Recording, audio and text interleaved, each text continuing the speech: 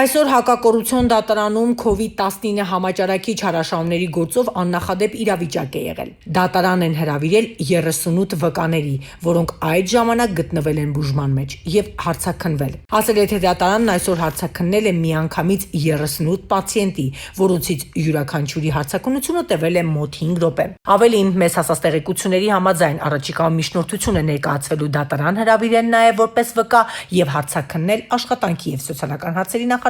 Արսեն Թորոսյանին։ Հիշեցնենք, որ հակակոռուպցիոն կոմիտեն քրեական գործ էր հարուցել կապված 2020-21 թվականների COVID-19 համաճարակի դեմ պայքարի ընթացքում կատարված չարաշահումների հետ։ Գործի շրջանակներում նախկինում կալանավորվել էին առողջապահության նախկին փոխնախարար, այժմ Երևանի փոխքաղաքապետ Գևորգ Սիմոնյանը, որը մեղադրանքի աթոռին է, ինչպես նաև Medline կլինիկա ԲԿ-ի տնօրեն Բաբկեն Շահումյանը։ Գործով ներգրաված են նաև առողջապահության ոլորտի եւս 9 ներկայացուցիչներ։ Ըստ հակակոռուպցիոն կոմիտեի, Սիմոնյանը պատասխանատու լինելով պետական ֆինանսավորման բաշխման համար, քավոր սանիկական կապ ունենալով Medline կլինիկայի տնօրենի հետ բավարար վերահսկողություն չի իրականացրել, ինչի հետևանքով Բաբկեն Շահումյանը հափշտակել է շուրջ 120 միլիոն դրամ։ Ըստ իրավապահների, պատասխանատուները բուժվողների վերաբերյալ Medline կլինիկի տրամադրած կեղծ տվյալները չեն համադրել բուժառուների փաստացի առողջական վիճակի հետ ու չեն արձանագրել անհամապատասխանությունները։ 2020-22-ին առողջապահության փոխնախարարի պաշտոնը զբաղեցրած Գևորգ Սիմոնյանը չի ընդունում իրեն առաջադրված մեղադրանքը։